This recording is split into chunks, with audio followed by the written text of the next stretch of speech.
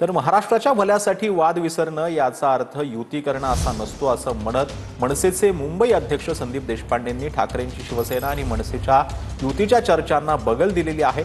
संजय राऊतांनी सोयीस्कर अर्थ काढू नये असं देशपांडेंनी म्हटलं।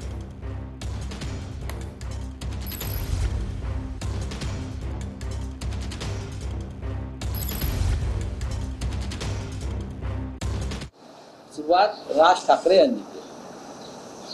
दोन ओळीच्या वाक्यातून सुरुवात झाली। आम्ही सकारात्मक प्रतिसाद देतो, पूर्ण वेळ आजही देतो।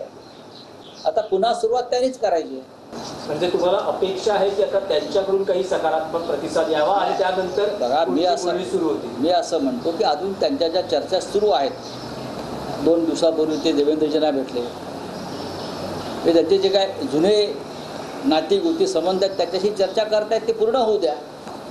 कदाचित ते त्यांना सांगायला गेले असतील आता आपलं नातं संपलं म्हणून। महाराष्ट्राचं भलं म्हणजे निवडणुका लढवणं एकत्र असा अर्थ होतो का त्याचा? महाराष्ट्राच्या भल्याचा अर्थ शिवसेनेचं भलं असं होत नाही। मला वाटतं त्यांनी काय अर्थ काढावा, लोकशाहीने त्यांना दिलेला अधिकार आहे। पण जी मुलाखत मी संपूर्ण बघितली त्या मुलाखतीमध्ये कुठेही युतीचा प्रस्ताव किंवा एकत्र येऊन निवडणुका लढावा, महाराष्ट्राचे जे विषय आहेत आमच्या दोघांच्या वादांपेक्षा हे विषय मोठे आहेत असा त्याचा अर्थ होतो।